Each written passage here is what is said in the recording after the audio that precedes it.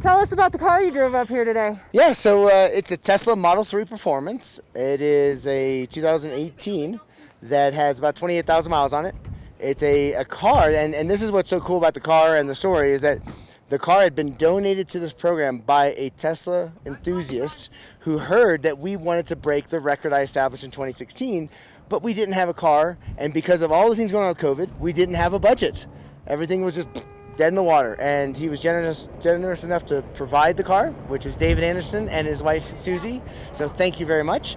And then on top of that, we have 150 individuals and private businesses that got on the car to help us get up here. So that Model 3 Performance is the, pretty much the cream of the crop of the mid-size Tesla range. Yeah, and we were actually after getting the production electric record, and we bested that by 47 or 45 seconds, something like that, somewhere in that range, 45.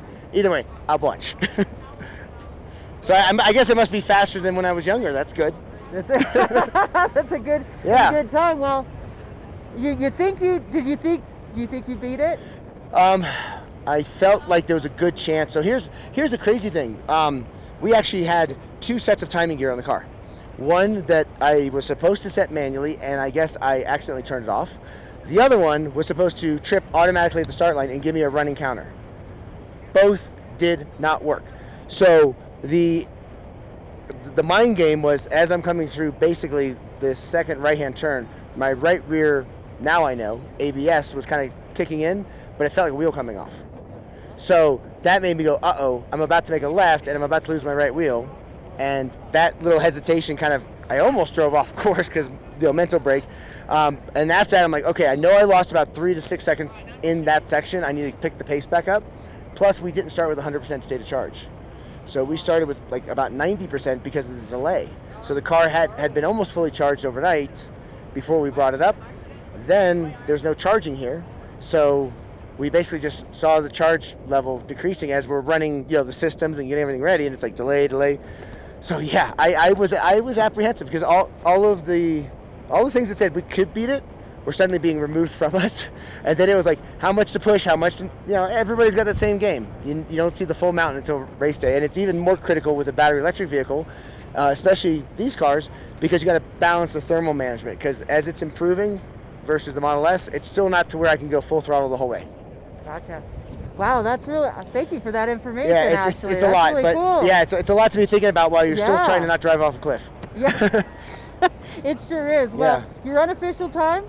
It's an 11:02. Yes, sir. It sure is. Yeah, and that's going to be for production electric will be the new record. That's correct. And then for the Teslas, I guess we get the nomenclature being the first Model 3 up the mountain ever, and actually the fastest.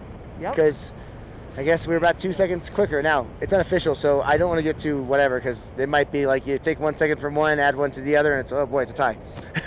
Don't do that. So, exhibition class, I think you got the results. Like, how do we do? 11:02 and 11:04 is the unofficial. So I mean, but what's the fastest? In exhibition, among all the exhibitions? 11:02. Say again? 11:02. So I won an exhibition? I think so. Okay. I'm going to I won't freak out yet. I know, yeah. Hold it. Yeah, exactly. Until that moment. Wait for it. So when somebody has that, then I'll be like, woo! Yeah, exactly. Just like that. Exactly. Tell us, is there anything different from this year from the other years that you've been on? Yeah, okay, well, let's start with this. I'm not the only Tesla guy out here, which is great. That's why I brought the Tesla out in 2016, is like, let's show people what electric production cars can do, and then hopefully, pave the way for more to do it. The other side of it is that the road has actually gotten rougher because, all of the cycles of the winter and summer, all of this top section is literally just up and down the whole way. And that's obviously something that caught Randy out because he's a very experienced driver, as we've been here for multiple years. He went in just like he did the year before on the first run, and whoa, where'd that bump come from, right? Because I had driven Recce, he did too. You just don't sense it at 30 miles an hour. And when you're doing 100, it has consequences. So, yeah, those are big surprises. They added another guardrail since when I was here last, and in practice that kept freaking me out because I'm like, wait, the guardrails up here basically only exist on the hairpins.